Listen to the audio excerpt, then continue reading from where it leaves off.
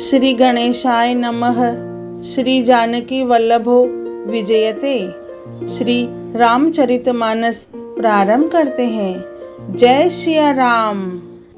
अगर मेरे वीडियो आपको अच्छे लगते हैं तो सब्सक्राइब जरूर कीजिए और अपने प्रियजनों परिवारजनों को जरूर शेयर कीजिए और उनको भी प्रोत्साहित करिए ऐसे धार्मिक वीडियो देखने के लिए।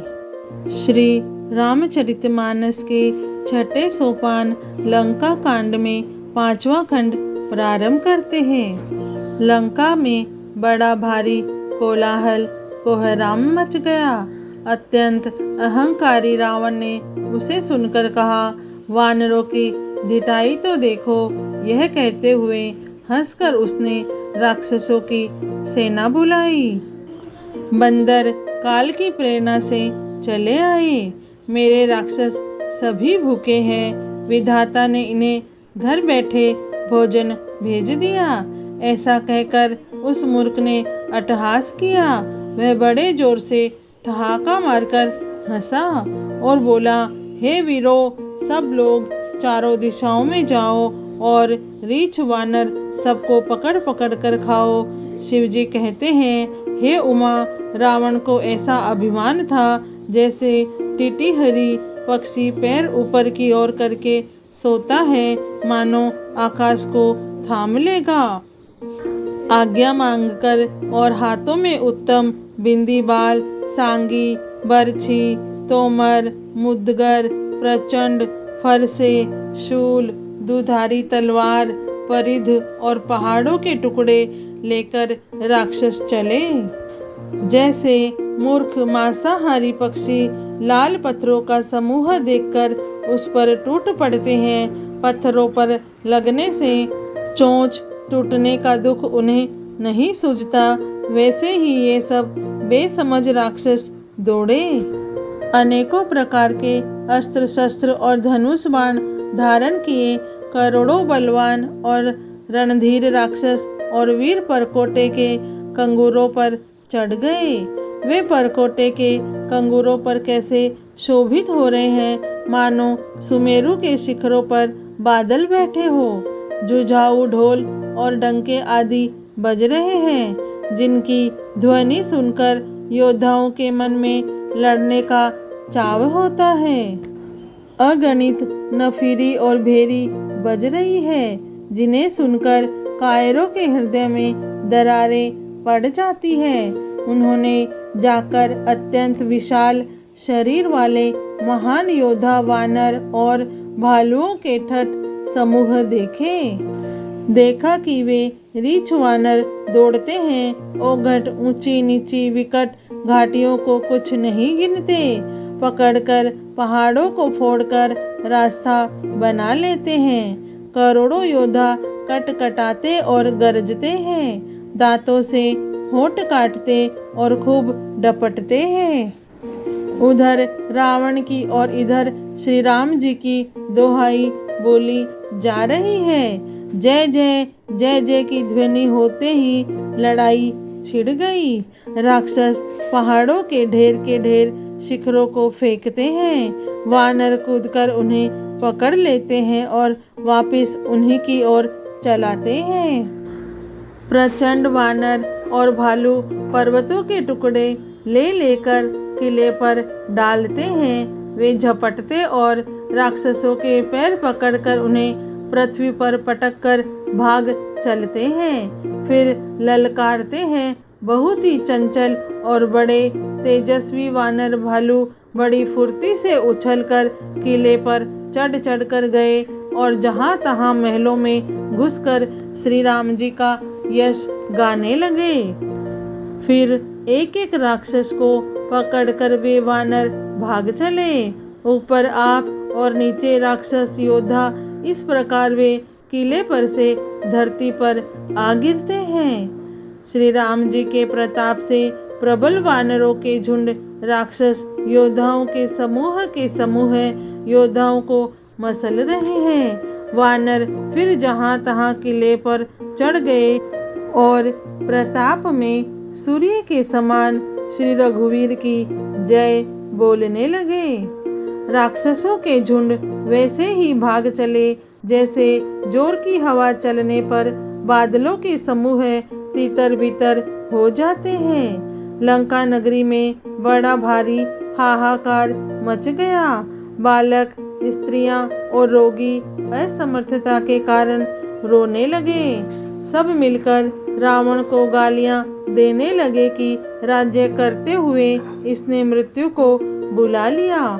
रावण ने जब अपनी सेना का विचलित होना कानों से सुना तब भागते हुए योद्धाओं को लौटाकर वह क्रोधित होकर बोला, मैं जिसे रण से पीठ देकर भागा हुआ अपने कानों सुनूंगा उसे स्वयं भयानक दुधारी तलवार से मारूंगा।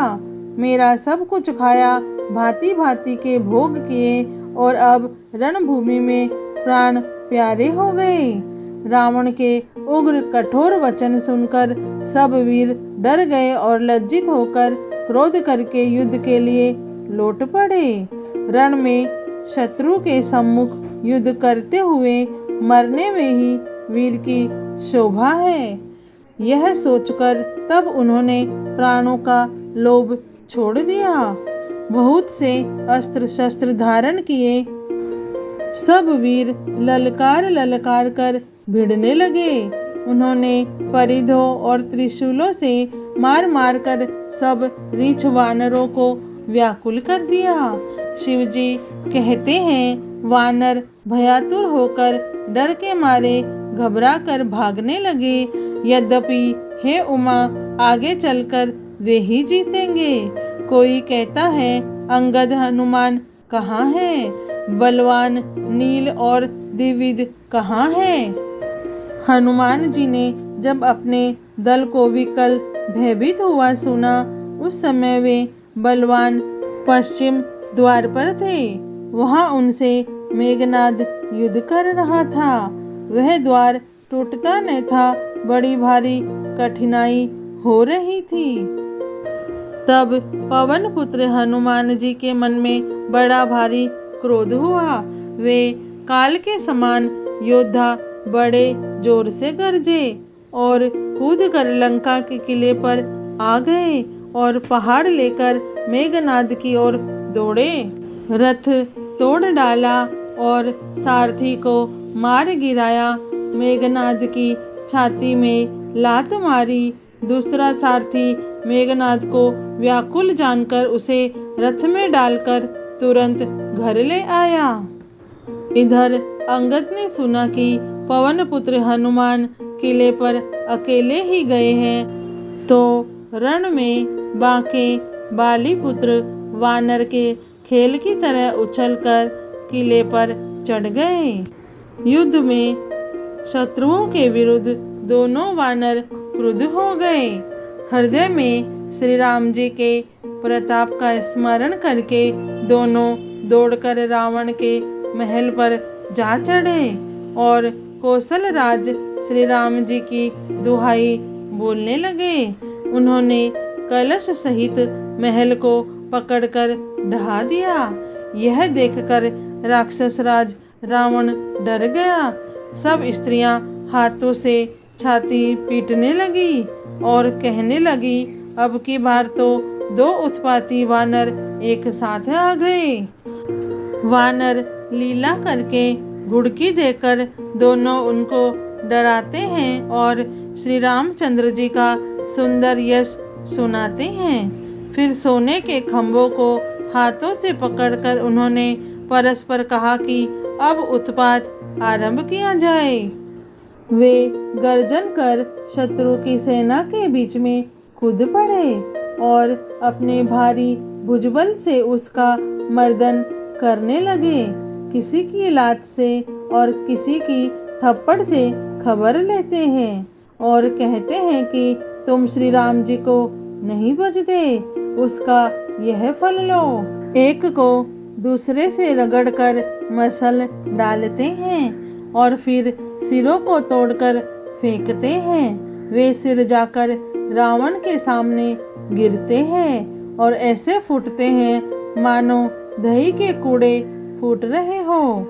जिन बड़े बड़े मुखियों प्रधान सेनापतियों को पकड़कर पाते हैं, उनके पैर पकड़कर उन्हें प्रभु के पास फेंक देते हैं। विभीषण जी उनके नाम बतलाते हैं और श्री राम जी उन्हें भी अपना धाम परम पद दे देते हैं। ब्रह्मांडों का मांस खाने वाले वे नरभोजी दुष्ट राक्षस भी वह परम गति पाते हैं जिसकी योगी भी याचना किया करते हैं, परंतु सहज में नहीं पाते। शिव जी कहते हैं, हे उमा, श्री राम जी बड़े ही कोमल हृदय और करुणा की खान है।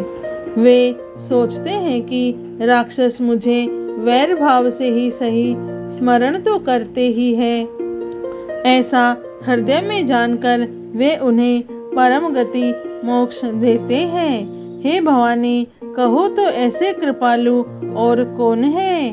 प्रभु का ऐसा स्वभाव सुनकर भी जो मनुष्य भ्रम त्याग कर उनका भजन नहीं करते, वे अत्यंत मंद बुद्धि और परम भाग्यहीन है। श्री राम जी ने कहा कि अंगद और हनुमान किले में घुस गए हैं। दोनों वानर लंका में विध्वंस करते कैसे शोभा देते हैं, जैसे दो मंदराचल समुद्र को मथ रहे हो। भुजाओं के बल से शत्रु की सेना को कुचलकर और मसलकर फिर दिन का अंत होता देखकर हनुमान और अंगद दोनों कूद पड़े और श्रम थकावट रहित होकर वहां आ गए जहां भगवान श्री राम जी थे। उन्होंने प्रभु के चरण कमलों में सिर नवाए। उत्तम योद्धाओं को देखकर श्री रघुनाथ जी मन में बहुत प्रसन्न हुए। श्री राम जी ने कृपा करके दोनों को देखा, जिससे वे श्रम रहित और परम सुखी हो गए। अंगद और हनुमान को गए जानकर सभी भालू और वानर वीर लौट पड़े। राक्षसों ने प्रदोष सायंकाल का बल पाकर रावण की दुहाई देते हुए वानरों पर धावा किया। राक्षसों की सेना आती देखकर वानर लौट पड़े और वे योद्धा जहां तहां कटकटा कर भिड़ गए। दोनों ही दल बड़े बलवान हैं। योद्धा ललकार ललकार कर लड़ते हैं, कोई हार नहीं मानते। सभी राक्षस महान वीर और अत्यंत काले हैं और वानर विशालकाय और अनेकों रंगों के हैं। दोनों ही दल बलवान हैं और समान बल वाले योद्धा हैं। वे क्रोध करके लड़ते हैं और खेल करते हैं, वीरता दिखलाते हैं। राक्षस और वानर युद्ध करते हुए ऐसे जान पड़ते हैं मानो क्रमशः वर्षा और शरद ऋतु के बहुत से बादल पवन से प्रेरित होकर लड़ रहे हो। अकंपन और अतिकाय इन सेनापतियों ने अपनी सेना को विचलित होते देखकर माया की। पल भर में अत्यंत अंधकार हो गया। खून, पत्थर और राख की वर्षा होने लगी। दशों दिशाओं में अत्यंत घना अंधकार देखकर वानरों की सेना में खलबली पड़ गई। एक को एक दूसरा नहीं देख सकता और सब जहां तहां पुकार कर रहे हैं। श्री रघुनाथ जी सब रहस्य जान गए। उन्होंने अंगद और हनुमान को बुला लिया और सब समाचार कहकर समझाया। सुनते ही वे दोनों कपिश्रेष्ठ क्रोध करके दौड़े। फिर कृपालु श्री राम जी ने हंसकर धनुष चढ़ाया और तुरंत ही अग्नि बाण चलाया, जिससे प्रकाश हो गया, कहीं अंधेरा नहीं रह गया। जैसे ज्ञान के उदय होने पर सब प्रकार के संदेह दूर हो जाते हैं। भालू और वानर प्रकाश पाकर श्रम और भय से रहित तथा प्रसन्न होकर दौड़े। हनुमान और अंगद रण में गरज उठे। उनकी हाँक सुनते ही राक्षस भाग छूटे। भागते हुए राक्षस योद्धाओं को वानर और भालू पकड़कर पृथ्वी पर दे मारते हैं और अद्भुत आश्चर्यजनक करनी करते हैं। युद्ध कौशल दिखलाते हैं। पैर पकड़कर उन्हें समुद्र में डाल देते हैं। वहाँ मगर, सांप और मच्छ उन्हें पकड़ पकड़ कर खा डालते हैं। कुछ मारे गए, कुछ घायल हुए, कुछ भागकर गढ़ पर चढ़ गए। अपने बल से शत्रु दल को विचलित करके रीछ और वानर वीर गरज रहे हैं। रात हुई जानकर वानरों की 4 सेनाएं टुकड़ियां वहां आई जहां कौशलपति श्री राम जी थे। श्री राम जी ने जो ही सबको कृपा करके देखा त्यों ही वे वानर श्रम रहित हो गए।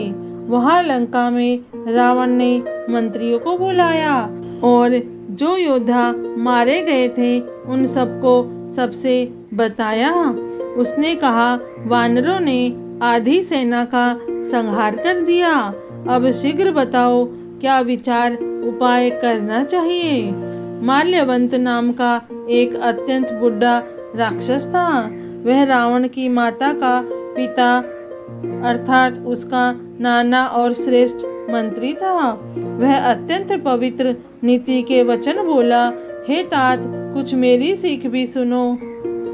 जब से तुम सीता को हर लाए हो तब से इतने अपशकुन हो रहे हैं कि जो वर्णन नहीं किए जा सकते। वेद पुराणों ने जिनका यश गाया है उन श्री राम से विमुख होकर किसी ने सुख नहीं पाया।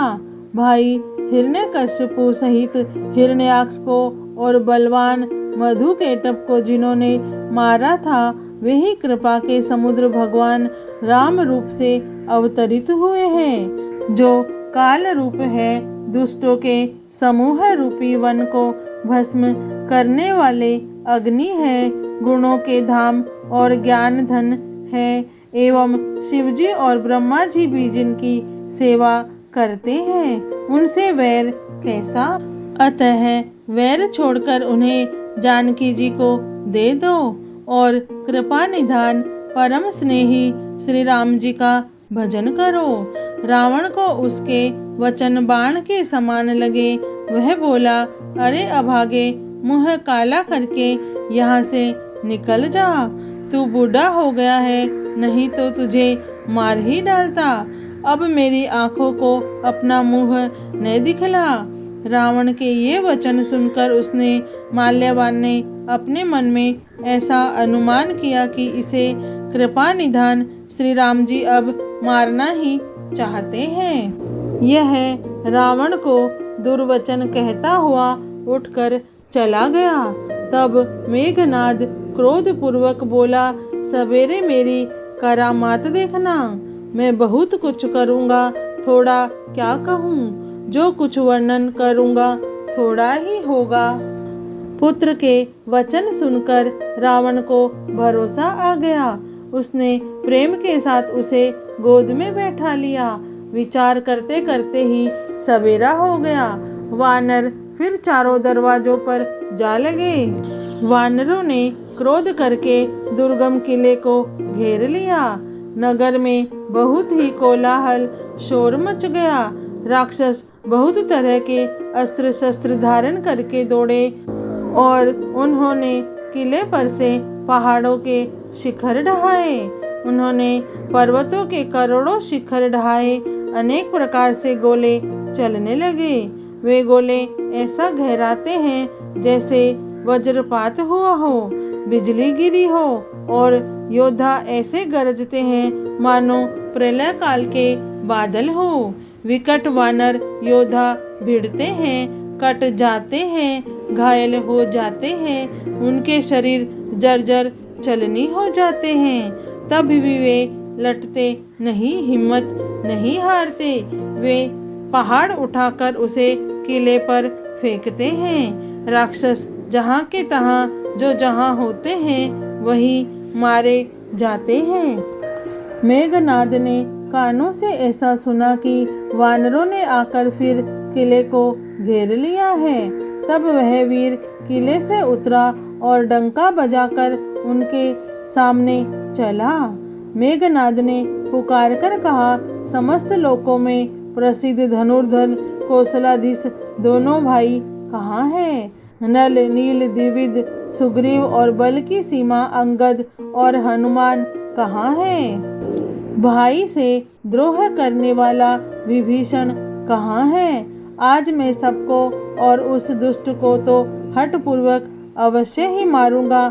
ऐसा कहकर उसने धनुष पर कठिन बाणों का संधान किया और अत्यंत क्रोध करके उसे कान तक खींचा। श्री रामचरितमानस के छठे सोपान लंका कांड में 5वां खंड पूर्ण हुआ। जय श्री राम, जय सिया राम।